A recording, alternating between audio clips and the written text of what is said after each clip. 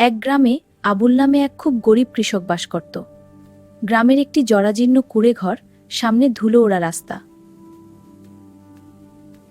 তার অভাবের সংসার ছিল, দুবেলা ঠিকমতো খাবার জুটত না।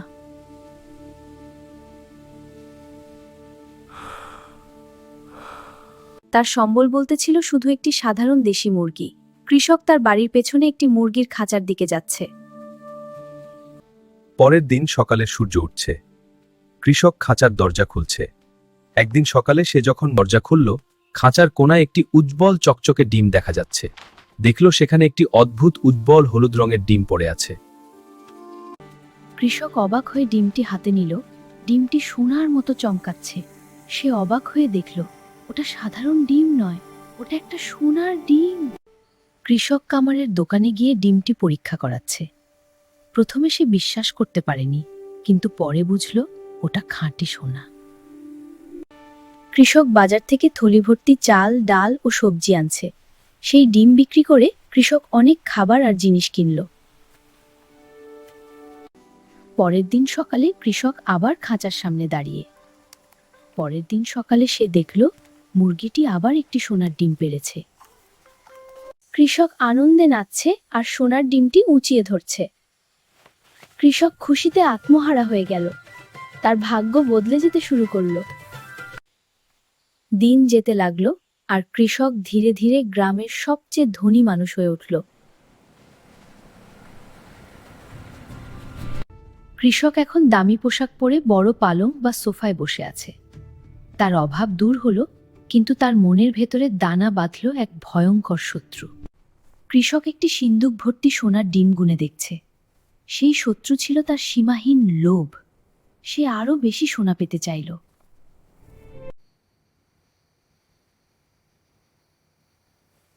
প্রতিদিন একটা করে ডিম নিতে অনেক সময় লাগছে। এই মুরগির পেটের ভেতরে নিশ্চয়ই শত শত সোনার ডিম জমানো আছে। কৃষকের ছায়া দেয়ালে দেখা যাচ্ছে সে একটি বড় ছুরি হাতে নড়ছে। সে মনে মনে এক নিষ্ঠুর পরিকল্পনা করল।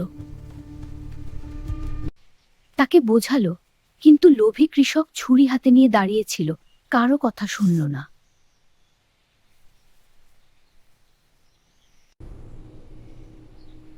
সে এক রাতেই পৃথিবীর সবচেয়ে ধনী মানুষ হতে চাইল।